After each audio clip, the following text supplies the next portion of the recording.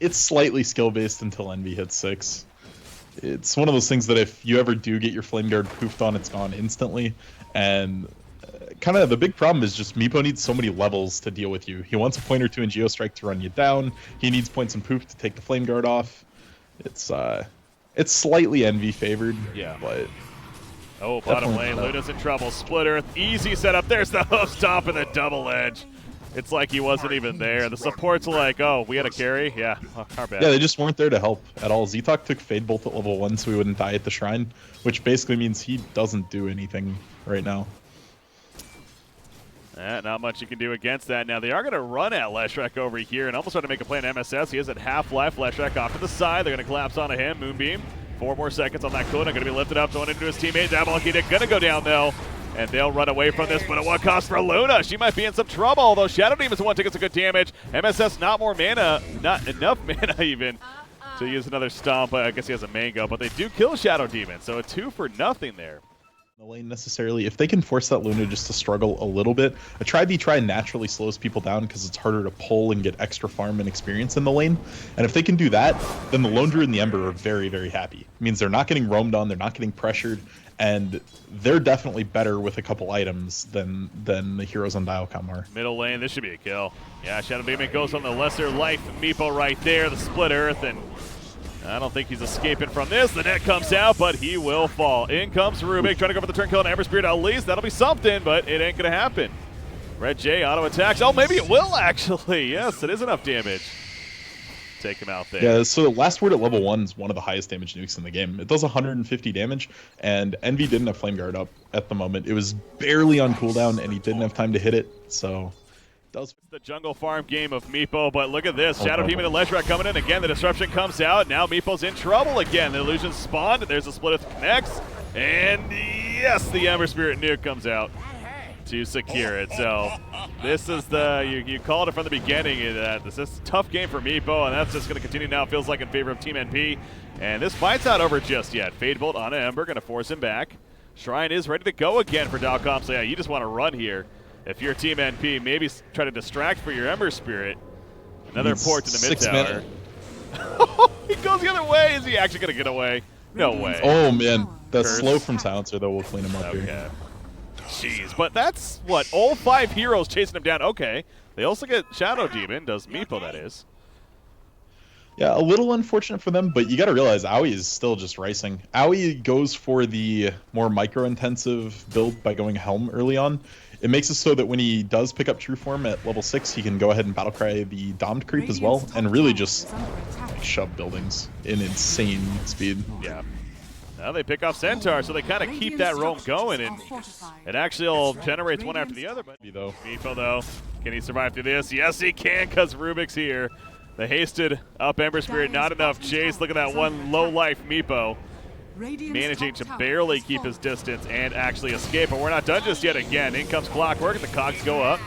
Gonna box him out. Luna will be fine, and now actually Centaur's the one in trouble.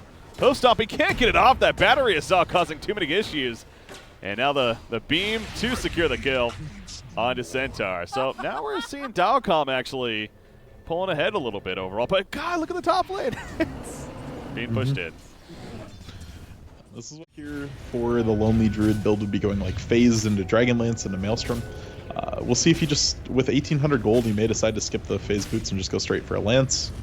We'll have to see here shortly. But they do smoke up. They are not ready to be done fighting yet. No, but then why would you when you have a Shrine? That Shrine's here. They're full. They're full life, full mana, good to go. And guess what? Van's pushing out the top lane. He's going to regret this pretty quickly right here. Yep, there we go. There's a jump. He got distracted by the help of the Dominator creep. And then he ends up dying as a result. So that was well played, actually, by Lone Druid or whoever was going to. Don't have a bunch of control, and we don't really see any stuns coming out from Dilecom. Yeah. That's a good point. Yeah, they really don't have the most reliable. They got the lift from Rubik, kind of, Clockwork, but bottom lane they're going to try to use right here, but the hook shot misses because of the disruption right there. Stampede activated, and the poofs are going to whiff as a result. Rose, he's going for the TP. He'll be successful. Make his getaway. Big fight continues over here, though. Silencer caught in the foreground. He will get picked off. He pops a global silence, but the auto attack flies through the air and chases him down. That's a 1-for-0 after it's all said and done. Possibly more to come. Lone Druid's still in pursuit. Gonna get that entangle perhaps. Nope, the Cog's gonna block him off. Although Ember Spray's like, I got this, don't worry. Out comes the root, and that will be a kill on Clockwork. 2 for nothing, and let's push bottom perhaps. And maybe gonna work towards mid for a secondary, but yeah, bottom T2s are. A lot of time. Again, the distractions here by Lone Druid specifically, and he's almost level 15 now. That's what you talked about, that talent that really amps him. Plus 65 damage. Yeah, and he actually just went a full Hurricane Pike. Oh, that was another kill onto Luna. Over here in the jungle, they roam and find him. So, but yeah, you mentioned Hurricane Pike now finished on Lone Druid. So yeah, he's going to be putting out just absurd amounts of damage. If he does get hookshotted now, he's got his own way out without having to rely on Savage to disrupt him. Dire's bottom tower is under attack. He's just not done with this T2. Yeah, that range, it really is absurd as Meepo gets picked off. What? I'm watching him push the top lane. I'm distracted by this Lone Druid. It's as if he's the only one in the game, but Meepo goes down to the bottom lane as well, and now actually back to Lone Druid with the Shadow Demon. Trying to get the Clockwork right here, but he'll be able to throw up those cogs and ultimately survive. But yeah, a couple of cores going off right there. And Luna ports in. She popped the Eclipse, but it's not enough for her to kill herself. And Shadow Team is going to make this game. No, he takes the beam and is going to be stunned as a result and killed in the end. So finally a little bit of something there for Dilecom. And it's only Shadow Demon, though. Little unfortunate that's all they got out of the Eclipse, but hey, you finally used Eclipse and got a kill. So it's something, at least. They've been needing something for a while. They have been. And Centaur, I mean, the control of the... Yep. But yeah, it should be a pretty easy Roshan. Dilecom looking to get something out of this at least. They are going to push the T1 bottom, and they may continue on to try for the T2.